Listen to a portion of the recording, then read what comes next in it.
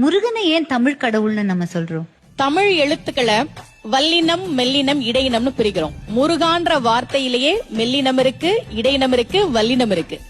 உயிரெழுத்துக்கள் 12ன்னு அவனை பார்த்தா 12 கை வச்சிருக்கான். மெய்யெழுத்து 18ன்னு பார்த்தா 6 முகத்தையும் சேர்த்து 12 கையோட 18 வச்சிருக்கான்.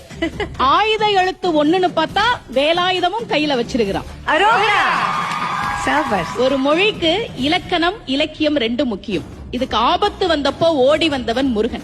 பழுத்தமுது தமிழ் பலகை இருக்கும் ஒரு கவிப்புலவன் இசைக்குறுகி வரைகுகையை இடித்து வழி காணும்.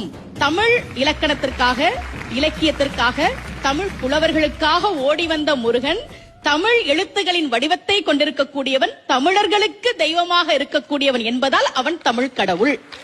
வெற்றிவேல் முருகனுக்கு அரோகரா. முருகனை ஏன் தமிழ் கடவுள்னு நம்ம சொல்றோம்? தமிழ் எழுத்துக்களை